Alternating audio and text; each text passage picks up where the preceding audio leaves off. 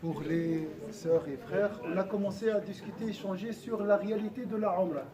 La réalité avec grand R, c'est pas seulement la visite, les quatre rites. Hein.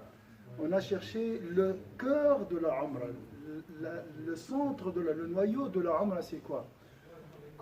Lorsque je vous pose la question de la réalité de mon frère, la réalité de la prière, la réalité de Hajj, la réalité d'un atome, on parle ici de quelque chose très difficile à comprendre, très difficile à l'exprimer. On parle ici de la beauté d'Allah. La beauté d'Allah, elle est partout.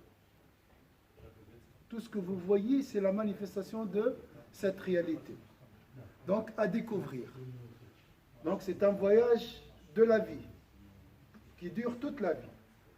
Tu vas faire la Umrah pour découvrir la beauté d'Allah Azza wa Jalla, pour découvrir la réalité. Donc derrière la Umrah, il y a la beauté d'Allah Azza wa Jalla. Derrière ton mari, il y a la beauté d'Allah Azza wa Jalla. Derrière une épreuve, il y a la beauté d'Allah Azza wa Jalla. Elle est partout alors. D'accord? Donc c'est très difficile de la contempler. C'est quelque chose à goûter, à vivre. D'accord? Pour cela, on a essayé de définir cette réalité, mais on n'a pas réussi. Et la même chose, c'était hier, c'était avec l'unicité de Dieu. C'est quoi la réalité de l'unicité de Dieu? Une expression, et voilà. Voilà. Ce voyage, c'est une quête de la réalité de l'âme. D'accord? C'est une recherche. D'accord? Et nous, toute notre vie, c'est un voyage vers Allah. Vers la beauté d'Allah Azza wa Jalla. Alors, il y a deux parties dans cette formation. Il y a la préparation spirituelle et l'affaire administrative. Pour vous, c'est quoi le plus important? Non, réellement. Vous allez dire, oui, vous faire plaisir, vous êtes plus important que Riyad. Alors,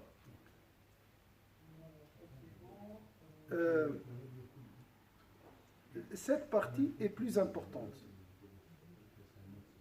Pourquoi?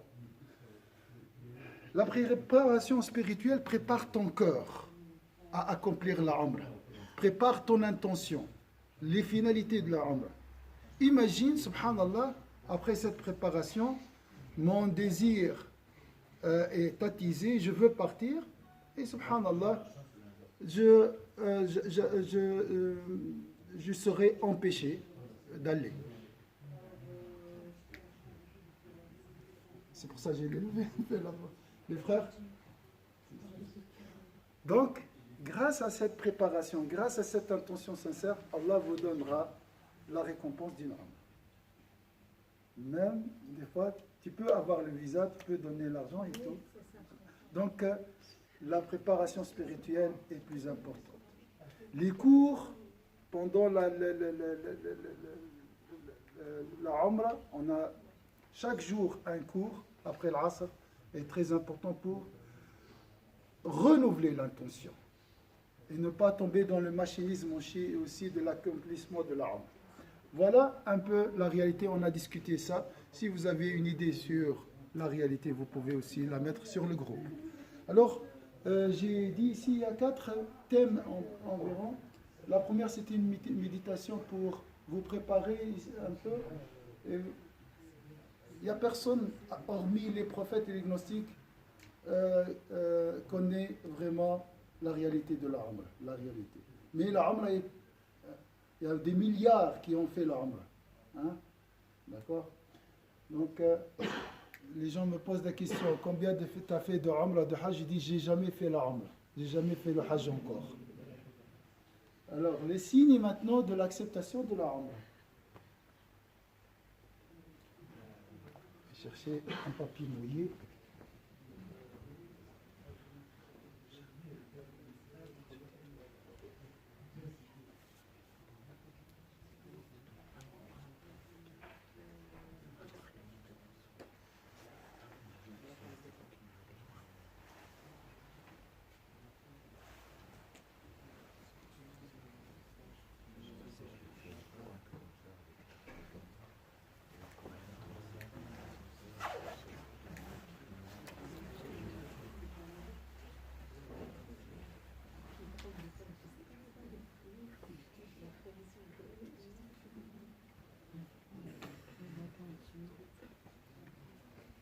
Donc j'ai dit ici la Umrah.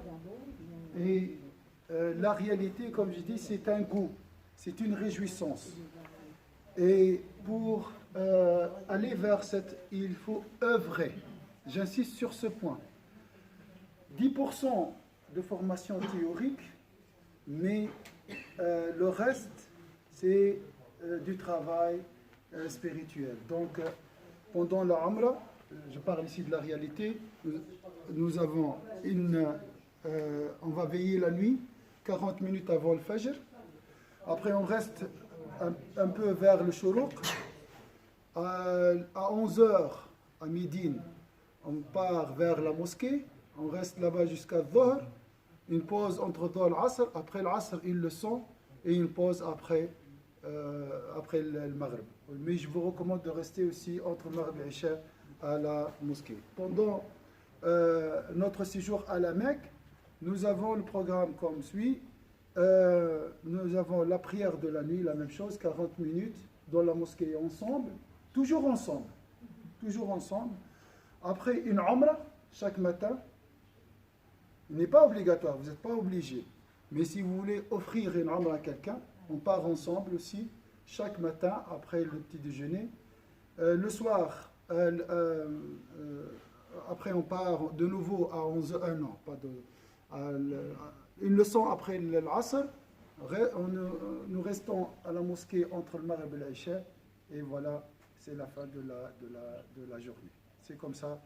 Donc un travail, j'essaye toujours d'occuper le pèlerin par des œuvres qui nous aident, Inch'Allah, à goûter à la réjouissance de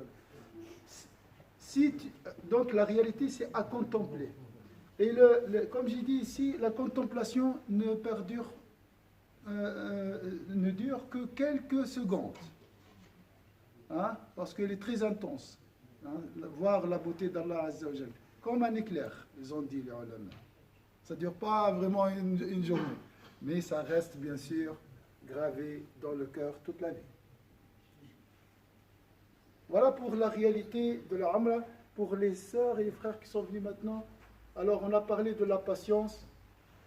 Dans la vie, il y a des hauts et des bas. Dans la descente, la chute ici, il faut patienter. Et pour grimper, il faut patienter. Donc vous voyez, la vie est prédominée par la patience. Il faut patienter.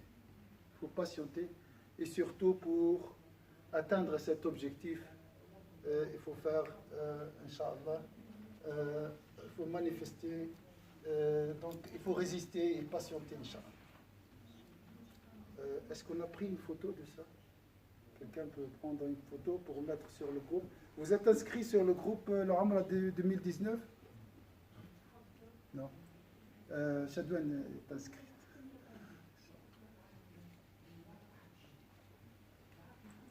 Alors maintenant, je vous laisse en même temps réfléchir sur les signes d'acceptation de la Umrah.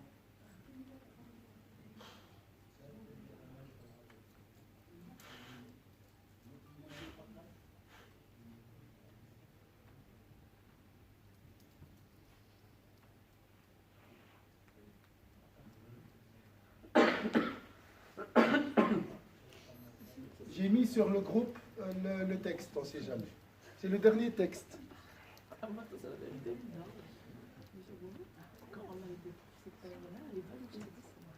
Donc, l'acceptation, tout d'abord, dépend toujours de ton intention, et ton intention dépend de ta préparation, et de ta volonté, de ton humilité.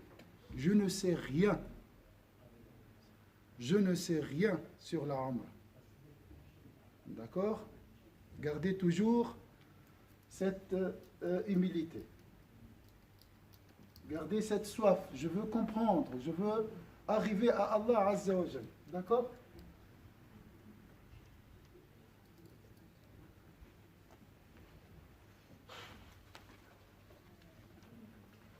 De l'extérieur, les réalités sont très simples. Ils ont comparé les réalités.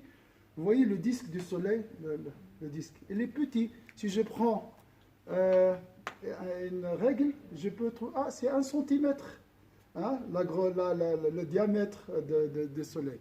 Mais la réalité, c'est une autre chose. La même chose. La prière, c'est 4 rak'at. C'est simple. La umrah, c'est quoi? 4 rites. Ça, c'est de l'extérieur. Mais dans la profondeur, la umrah, elle est très profonde, très, très, très belle. Donc, le prix aussi est cher. La patience. Et le travail. L'adoration d'Allah Azza wa Jalla. Beaucoup de dhikr, beaucoup d'efforts, Inch'Allah. Alors, les signes d'acceptation de la umrah, vous le trouverez dans ce livre. Je vous recommande d'acheter ce livre, d'avoir ce livre avec vous, de toute façon. Vous pouvez le commander chez Payot. Et de toute façon, on va travailler avec ce livre concernant les secrets. Concernant les rites, tout ce qui est jurisprudence, nous avons un autre livre. Un autre livre, Rida il va nous amener ce livre. Il coûte 10 francs. Je vous recommande aussi de l'acheter. Donc regardez sur le groupe, j'ai mis, c'est la page 279 et 278. Alors, quels sont les signes d'acceptation d'une umrah? Vous avez une idée?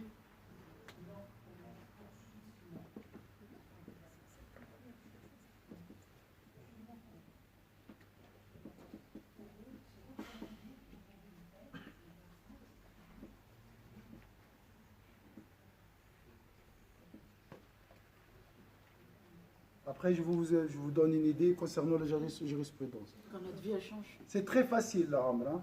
Très très facile. Au niveau de la jurisprudence, il ne faut pas avoir peur de ça. Ça, c'est votre dernier souci. Je suis avec vous et je vais vous expliquer les étapes avant l'accomplissement. Alors, c'est quoi les signes d'acceptation? Quand on est en paix avec soi-même, on sent qu'on est en paix. La paix. Après la umrah, Oui. après le retour, la paix.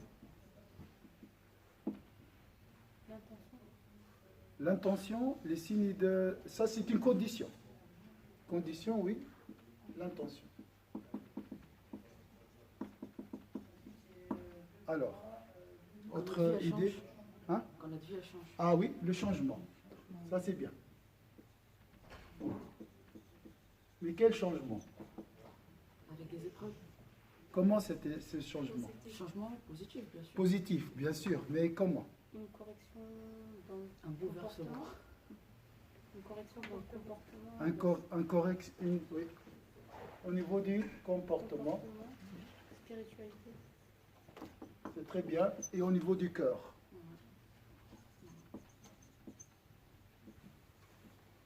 Ça, c'est parmi les signes d'acceptation de la umrah. Regardez la page 279. Telle sera l'occupation du cœur pendant les actes du pèlerinage. Lorsqu'ils sont entièrement accomplis, il conviendra de garder le cœur triste, préoccupé et craintif, car l'être humain ne sait pas si son pèlerinage est agréé, s'il est parmi la légion des bien-aimés, ou bien si son pèlerinage est refusé et s'il se trouve parmi les bannis. Donc ici, c'est après la umrah, tu dois faire attention à l'ostentation, l'imam il a dit. Hein? Ça c'est normal, la vanité, la prétention.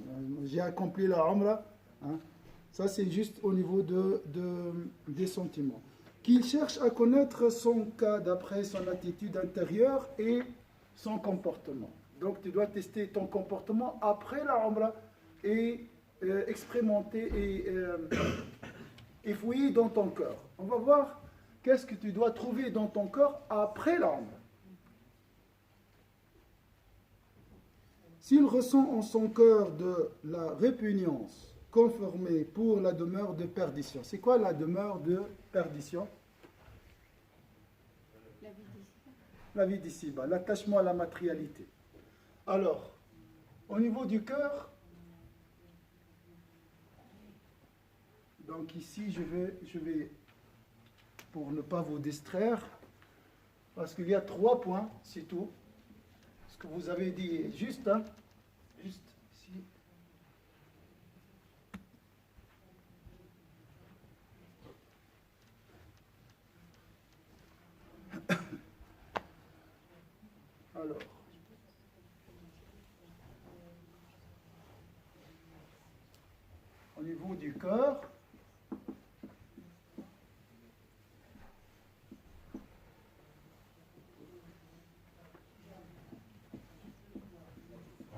répugnance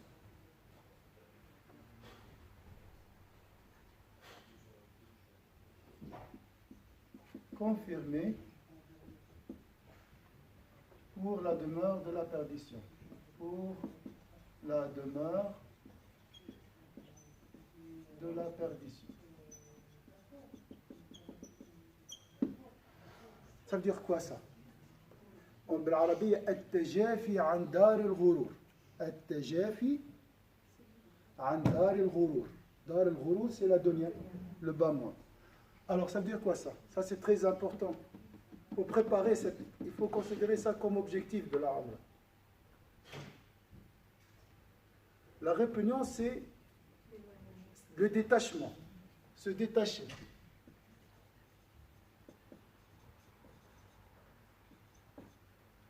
La demeure de la perdition, c'est quoi? C'est quoi la dunya? Il y a 2 points dans la dunya. Il faut s'éloigner de 2 choses après la Umrah. Il ne faut pas s'attacher à la dunya. Et c'est quoi la dunya? C'est quoi le bas monde? Le matériel, mais on a besoin du matériel. On a besoin de la voiture, on a besoin d'une maison, on a besoin de manger. Ça ne doit pas être notre objectif premier en fait. On ne doit pas le porter dans notre cœur. On ne doit pas mourir pour de l'argent, pour une voiture, pour des enfants, pour une maison. On doit au maximum être. Mais on a le droit d'aimer le licite. Oui, bien sûr. D'accord. Mais on ne le porte pas dans le cœur, ce n'est pas notre objectif premier. Mais il y a quelque chose qu'on ne doit pas aimer. L'excès de licite.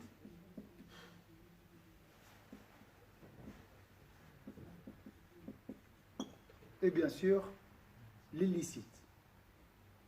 Le haram. Après la Umrah, Inch'Allah, tu prends la décision de te détacher de l'excès, ce qu'on appelle aujourd'hui, entre guillemets, le consumérisme, hein, c'est ça presque, hein, la consommation et tout. Et bien sûr, le haram parce que c'est un poison mortel. Ça c'est, Inch'Allah. Donc ici, on parle aussi de la tawbah, la repentance, le repentir, hein, se détacher. C'est fini, à notre âge, Masha'Allah, 40 ans et plus, c'est l'âge de la sagesse. On doit s'orienter vers Allah Azza wa Jalla et de commencer ce changement, Inch'Allah. C'est l'heure, je crois. Le manger, on a mangé. Alhamdulillah, les désirs, on connaît. Les voitures, on a, alhamdulillah. La maison, les enfants, merci, barakallah fikum. J'ai goûté à tout ça. Maintenant, c'est le moment de goûter à la sagesse. On dit l'âge de 40 ans, c'est l'âge de la sagesse. D'accord?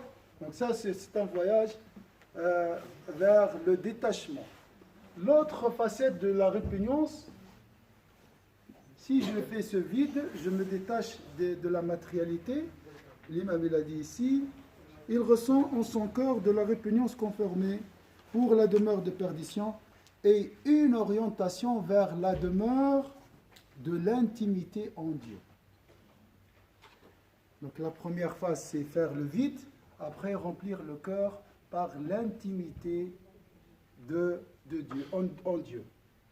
Donc, après, on peut dire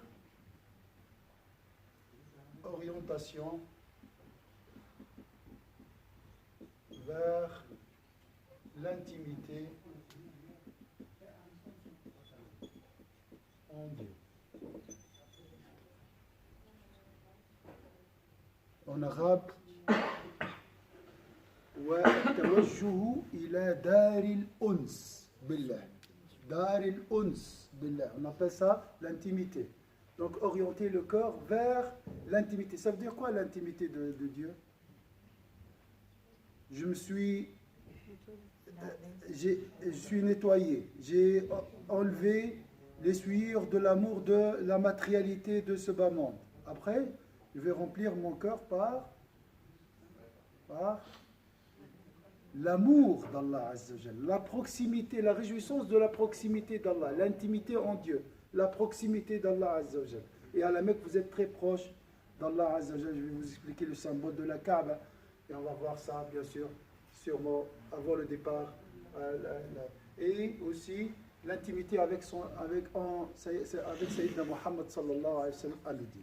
D'accord? Donc ça, c'est les premiers signes de l'acceptation. Mon cœur comme s'il est dégoûté de cette matérialité, du haram. Je déteste le haram. Hein, je ne peux pas l'avaler après la Umrah. Ça ne se fait pas. Moi, je suis un pèlerin, je suis hajj, je fais ce péché. Wallah, j'ai honte. C'est ça la répugnance. La répugnance, c'est vraiment détester à fond. Et après, l'orientation avec, vers l'Allah Azza wa Jalla, je donne juste un petit exemple. Lorsque tu entends l'appel à la prière, tu hâtes, ton cœur saute de joie. Ah, machallah, la prière, la prière. Et vous allez vivre ça. Inch'Allah. Si ça ne dure pas longtemps, c'est normal, comme on a dit. La vie, c'est comme ça. Il faut revenir l'année d'après, Inch'Allah. On part de nouveau. C'est comme ça, c'est faut dire. Hein? Le hajj et après, c'est un voyage jusqu'à la rencontre du visage d'Allah Azza wa Jalla. Donc ça, c'est le premier signe de l'acceptation de la Umrah. Deuxième signe de l'acceptation de la Umrah,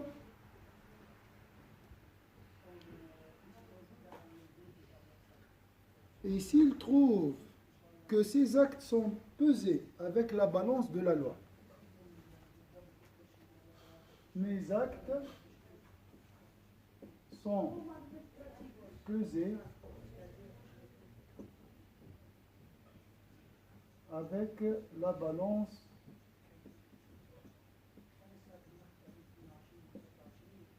de la loi. Ça veut dire quoi ça? La balance de la loi, c'est quoi? C'est quoi la loi? Voilà, la jurisprudence, le cadre de la jurisprudence. Le haram, le halal, ce qui est détestable, tout ça. Donc, après la Umrah, tu deviens plus vigilant. Est-ce que ça c'est halal? Est-ce que ça c'est haram? Est-ce qu'il y a des soupçons ici? Je vais éviter les soupçons. Shubha. Donc, comme si après la Umrah, tu vas voir cette balance. Avant d'agir, tu dis, est-ce que ça c'est halal ou haram? Tu deviens plus sensible à la question du haram. Et tout ce qui est excès, comme on a dit ici. Ça, c'est parmi les signes de l'acceptation. Aujourd'hui, on fait le haram, après on demande pardon. Après le Umrah, non. On devient plus vigilant, plus clairvoyant. La lumière augmente, la lumière de ton cœur augmente. Et tu reçois ce flambeau dans le cœur qui t'éloignera de haram, Inch'Allah. Et tu verras cette balance. Après la Umrah aussi, l'imam il a parlé d'un bouclier, un bouclier contre, ou bien une citadelle contre le diable. Subhanallah, comme si tu deviens sacré, ou bien lumineux. Tu brûles les démons et tu brûles les suggestions malignes. Pas de suggestions malignes après la Umrah. Ça c'est aussi parmi les signes. Et ça, c'est pas seulement pour les saints, hein. Ça, c'est pour, j'ai remarqué, ça concerne, ça touche tout le monde. Après la Umrah, tu sens une paix et comme donc, comme si tu es protégé des attaques démoniaques après la Umrah. Donc, un bouclier contre le diable.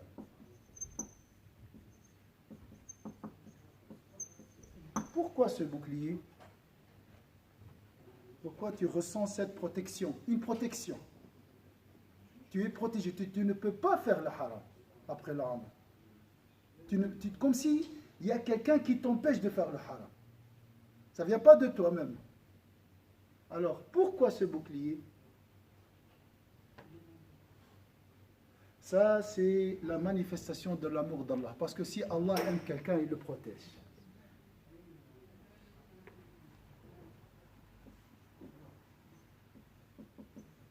Il le protège contre ses ennemis, hein, de ses ennemis. Il ne faut pas aussi être déçu si ce bouclier tombe après une semaine ou deux semaines. Mais au moins, vous avez goûté l'alliance d'Allah Azza wa Jalla, ce qu'on appelle wilaya. Al-wilaya tadhuq ma'na al-wali, yani man 'ada li waliyan adhantuhu bil harb. C'est que lui qui nuit à un de mes alliés, je déclare la guerre contre lui. Vous allez vivre cette sainteté et j'espère ce goût vous encouragera, vous encouragerez, Inch'Allah, à œuvrer et à chercher la proximité d'Allah Azza wa Jal. Voilà les signes de l'acceptation de l'âme. J'aimerais vraiment voir si vous avez bien retenu ces points. Est-ce qu'ils sont clairs? Il faut dire la vérité. Donc, la répugnance, c'est se détacher de la dunya. L'intimité, c'est remplir le cœur par l'amour d'Allah. Comme s'il y a des souillures, des saletés, je vais, Inch'Allah, purifier mon cœur de ces saletés avant de remplir mon cœur par l'amour d'Allah Azza wa Jal. Je vais nettoyer mon cœur de l'amour de la matérialité. Ah, je vais acheter, j'ai déjà, mais je veux plus. On veut plus toujours. On veut se détacher tout d'abord de l'excès, hein, pour remplir mon cœur par l'amour de la dunya. Donc, se détacher de l'amour d'Allah, se détacher de l'amour d'Allah, de la dunya, et s'orienter vers l'amour d'Allah Azza wa Jalla, avoir cette balance, voir cette balance, peser mes actes avant. Par exemple, j'ai un problème avec ma femme, après la Umrah, je dois peser mes mots. Parce que le prophète, la balance, qu'est-ce qu'elle dit? Elle dit que le meilleur parmi vous est le meilleur envers sa famille. J'arrête.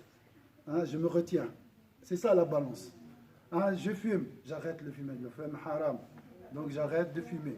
La balance. Je vois la balance devant moi. D'accord? La balance me dicte de venir à la mosquée. Si je peux. J'essaie de venir à la mosquée. Avant la Umrah, je viens souvent ou rarement. Maintenant, je vais essayer de faire plus parce que c'est une recommandation. J'ai dit il y a plusieurs commandements d'Allah Azza wa Jal à respecter. Le bouclier, c'est ça, c'est un état d'esprit. Inch'Allah, vous allez vivre cet état. C'est la protection d'Allah, l'alliance d'Allah Azza wa Jal